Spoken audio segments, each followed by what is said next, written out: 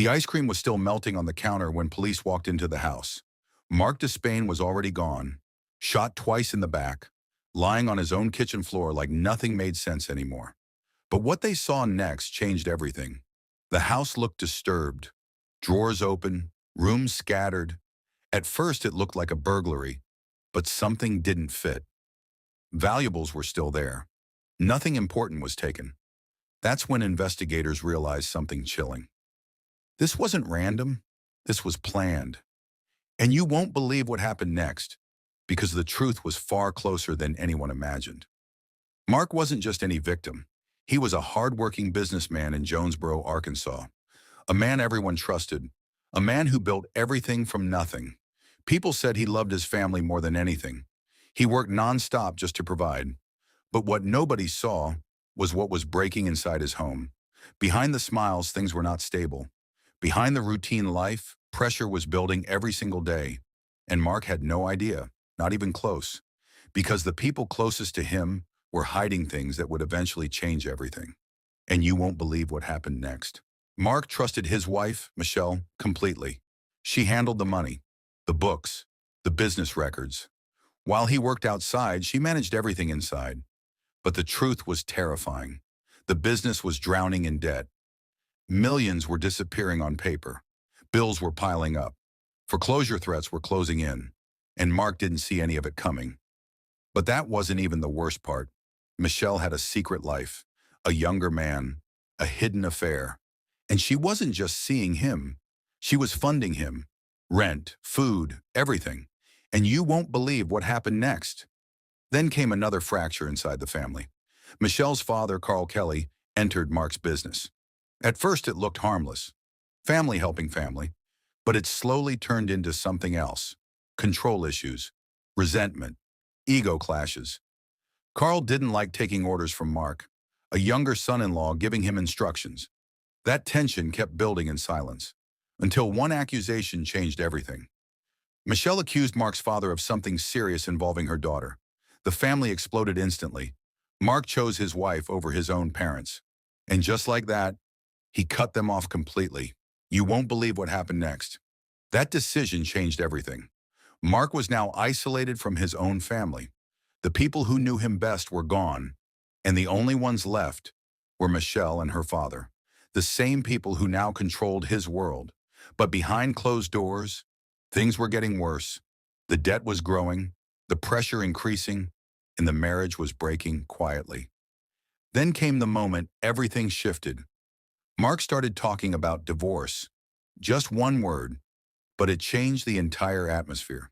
Because divorce meant exposure, loss, collapse, and according to investigators, that's when something irreversible began. On the morning of the murder, messages were sent. Michelle texted her father, 5 words that changed everything. "It has to be today," Carl replied quickly. "Can you get him to lunch?" She said yes. And just like that, everything was in motion.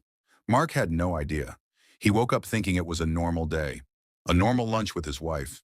But that lunch had a purpose he could never see coming. Because while he was sitting across from her, someone was already waiting inside his house. After lunch, Michelle left separately. Mark drove home alone. On the way, he stopped for ice cream. For his kids, just something small, a normal father doing something kind. He walked into the house carrying it, set it on the counter, and everything ended in seconds. 2 shots in the back. No warning, no chance, no struggle. He never even turned around. And then silence. The killer moved fast, staging the scene, trying to make it look like something else.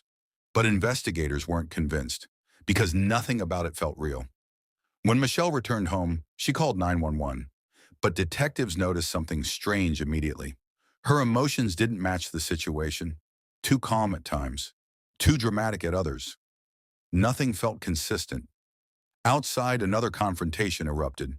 Carl Kelly and Jack Despain faced off at the scene. Years of anger exploded instantly.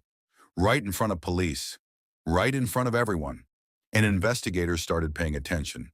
Because this didn't look like grief. It looked like control. And as they dug deeper, phone records began to tell a different story. Deleted messages, hidden conversations, recovered data, and you won't believe what they found next. The messages changed everything. Plans, timing, coordination. One message stood out above all. It has to be today. Investigators now had a direction. A conspiracy was forming. A hitman had been brought in, money was exchanged, and names started surfacing. Terrence Barker, Johnny Hubbard, Carl Kelly, Michelle. One by one, the chain broke open. Barker confessed involvement. Carl pleaded guilty. The structure of the plot was now clear, and the mastermind question became unavoidable. Michelle eventually faced charges too, but not the full weight of what investigators originally believed. Plea deals changed everything. Sentences were reduced, years shortened, and eventually she walked free after a fraction of the time. Mark's children lost their father forever. His parents lost their son in years of reconciliation. And the house where it all happened still carries the memory of that day. Ice cream on the counter, a father walking in without fear, and a plan already waiting inside. Because the most painful truth in this case is simple. Mark wasn't betrayed by strangers. He was betrayed by the people he trusted most. Terrence Odell Barker, the hitman who shot Mark Despain, pleaded guilty to first-degree murder and was sentenced to 35 years in prison. Michelle's father, Carl Kelly, also pleaded guilty to first-degree murder for helping organize the murder plot. He received a 35-year sentence and later died in prison from congestive heart failure. Johnny Hubbard, who helped connect the conspirators to the gunman, pleaded guilty to hindering apprehension and prosecution. Then there was Michelle Despain. Prosecutors originally charged her with capital murder and considered seeking the death penalty. But the case took a surprising turn. In 2014, Michelle accepted a plea deal. The capital murder charge was dropped, and she pleaded guilty to 3 counts of hindering apprehension and prosecution. She was sentenced to 30 years in prison. But what happened next shocked many people. Michelle became eligible for parole after serving only a few years and was released in September 2019. For Mark's family, no sentence could undo the damage. His children lost their father, his parents lost their son, and the man who walked into his home carrying ice cream for his kids never got the chance to walk back out. That remains one of the most heartbreaking details of this entire case.